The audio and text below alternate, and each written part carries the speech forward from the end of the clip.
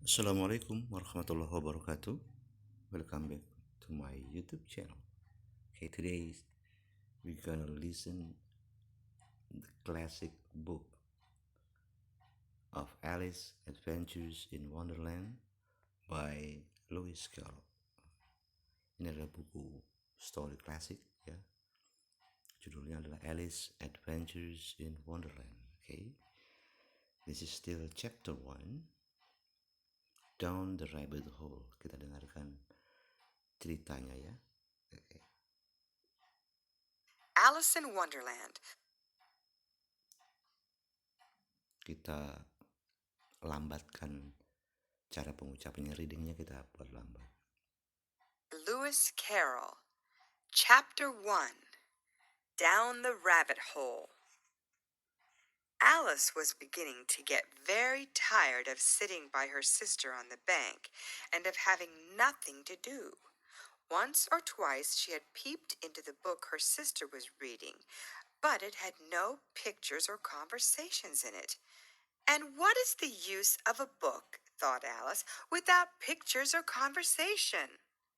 So she was considering in her own mind as well as she could, for the hot day made her feel very sleepy and stupid, whether the pleasure of making a daisy chain would be worth the trouble of getting up and picking the daisies, when suddenly a white rabbit with pink eyes ran close by her. There was nothing so very remarkable in that, nor did Alice think it so very much out of the way to hear the rabbit say to itself, oh dear, I shall be late."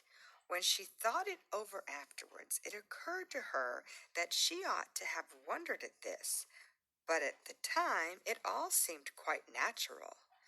But when the rabbit actually took a watch out of its waistcoat pocket and looked at it and then hurried on, Alice started to her feet, for it flashed across her mind that she had never before seen a rabbit with either a waistcoat pocket or a watch to take out of it. And burning with curiosity, she ran across the field after it, and fortunately was just in time to see it pop down a large rabbit hole under the hedge. In another moment down went Alice after it, never once considering how in the world she was to get out again. The rabbit hole went straight on like a tunnel for some way, and then dipped suddenly down, so suddenly that Alice had not a moment to think about stopping herself before she found herself falling down a very deep well. Either the well was very deep, or she fell very slowly, for she had plenty of time as she went down to look about her and to wonder what was going to happen next. First, she tried to look down and make out what she was coming to, but it was too dark to see anything. Then she looked at the sides of the well and noticed that they were filled with cupboards and bookshelves. Here and there she saw maps and pictures hung upon pegs. She took down a jar from one of the shelves as she passed. It was labeled Orange Marmalade, but to her great disappointment it was empty. She did not like to drop the jar for fear of killing somebody, so managed to put it into one of the cupboards as she fell past it. Well, thought Alice to herself, after such a fall as this, I shall think nothing of tumbling downstairs. How brave they'll all think me at home. Why, I wouldn't say anything about it, even if I fell off the top of a house, which was very likely true. Down, down, down. Would the fall never come to an end? I wonder how many miles I've fallen by this time, she said aloud. I must be getting somewhere near the center of the earth. Let me see. That would be 4,000 miles down, I think. For you see, Alice had learned several things of this sort in her lessons in the schoolroom, And though this was not a very good opportunity for showing off her knowledge, as there was no one to listen to her, still it was good practice to say it over. Yes, that's about the right distance. But then I wonder what latitude or longitude I've got to. Alice had no idea what latitude was, or longitude either, but thought they were nice grand words to say. Presently she began again. I wonder if I shall fall right through the earth. How funny it'll seem to come out among the people that walk with their heads downward. The antipathies, I think. She was rather glad there was no one listening this time, as it didn't sound at all the right word. But I shall have to ask them what the name of the country is, you know. Please, ma'am, is this New Zealand or Australia? And she tried to curtsy as she spoke. Fancy curtsying as you're falling through the air. Do you think you could manage it? And what an ignorant little girl she'll think me for asking. No, it'll never do to ask. Perhaps I shall see it written up somewhere. Down, down, down. There was nothing else to do, so Alice soon began talking again. Dinah'll miss me very much tonight, I should think. Dinah was the cat. I hope they'll remember her saucer of milk at tea time. Dinah, my dear, I wish you were down here with me. There are no mice in the air, I'm afraid, but you might catch a bat, and that's very like a mouse, you know. But do cats eat bats, I wonder? And here Alice began to get rather sleepy, and went on saying to herself in a dreamy sort of way, do cats eat bats? Do cats eat bats? And sometimes, do bats eat cats? For, you see, as she couldn't answer either question, it didn't much matter which way she put it. She felt that she was dozing off, and had just begun to dream that she was walking hand in hand with Dinah, and saying to her very earnestly, Now, Dinah, tell me the truth. Did you ever eat a bat? When suddenly, thump, thump, down she came upon a heap of sticks and dry leaves, and the fall was over. Alice was not a bit hurt, and she jumped up onto her feet in a moment. She looked up, but it was all dark overhead. Before her was another long passage, and the white rabbit was still in sight, hurrying down it. There was not a moment to be lost. Away went Alice like the wind, and was just in time to hear it say, as it turned a corner, Oh, my ears and whiskers, how late it's getting! She was close behind it when she turned the corner, but the rabbit was no longer to be seen. She found herself in a long, low hall, which was lit up by a row of lamps hanging from the roof. There were doors all round the hall, but they were all locked, and when Alice had been all the way down one side and up the other, trying every door, she walked sadly down the middle, wondering how she was ever to get out again. Suddenly she came upon a little three-legged table, all made of solid glass.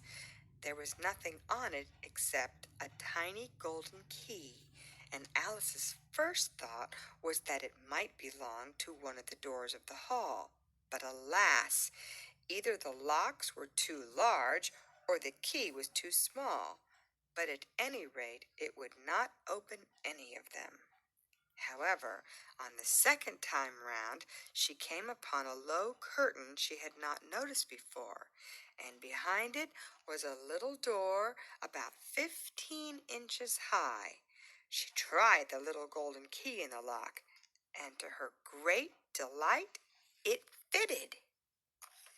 Alice opened the door and found that it led into a small passage, not much larger than a rat hole.